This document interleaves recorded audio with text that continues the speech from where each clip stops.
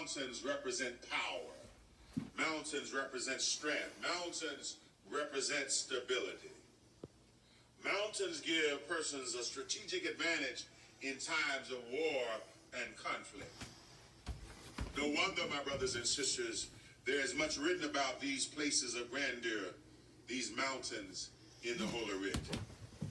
You will recall Mount Ararat. It is the place where Noah and his ark landed after the great flood. Mount Moriah is the place where Abraham goes to sacrifice Isaac, but God stays his hand. Mount Horeb is that place where Moses saw the burning bush that burned but was not consumed. Mount Sinai is that place where God gave Moses the Decalogue, the Ten Commandments.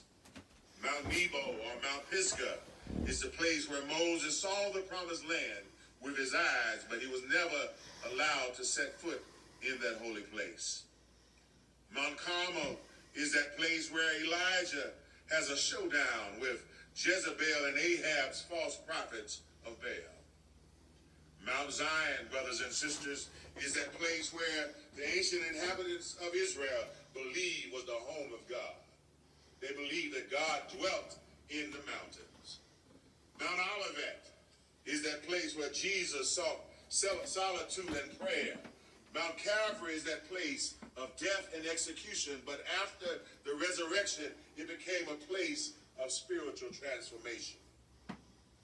Mountains are powerful. Mountains are mystical. Mountains are majestic places. It is in our text today that Jesus, the resurrected Christ, has summoned his disciples to gather with him after the horrible, ghastly events where Jesus was crucified by Roman authority as an insurrectionist, as an enemy of the state. That was on Friday. That was on Friday. But early Sunday morning, Jesus got up from the grave. And when Mary Magdalene and Mary, the mother of Jesus, go to the grave to anoint his body and say their last goodbyes, they find Jesus not in the tomb. He's not dead. He's not decaying. But he's alive. He's alive and he's well. Resurrected from what could not have happened without divine intervention.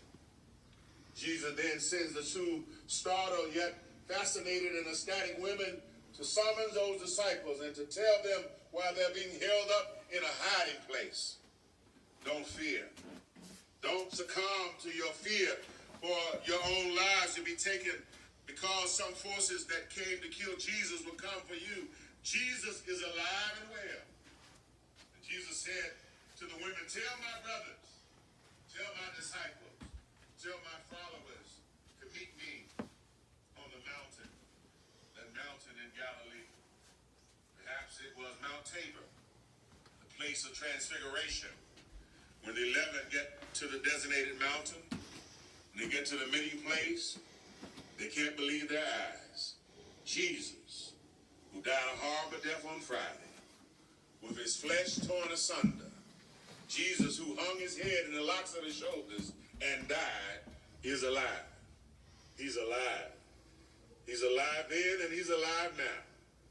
But understandably so, they are amazed, they are astonished, and they're also frightened at the same time. Matthew said the disciples fell to their knees and both worshiped the Lord, the resurrected Christ, and they had doubts at the same time. Let me say that again. They worshiped him, but they had doubts. Listen, brothers and sisters, I don't care what you've been told or what you heard. Faith and doubt can appear to be polar opposites, but they can coexist.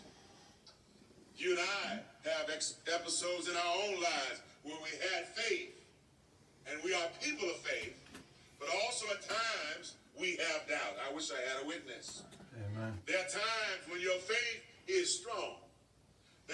Sometimes you feel like you have faith to move mountains, but there are other times we get weak along the journey. Sometimes we feel like we can't put one foot in front of the others. This is where we find the disciples. They have faith.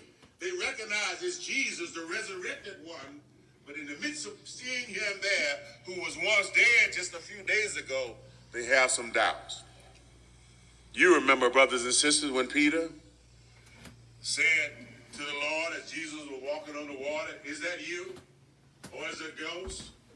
Jesus had him to know that it is I. And he said to Jesus, "Peter, then allow me then to come to you."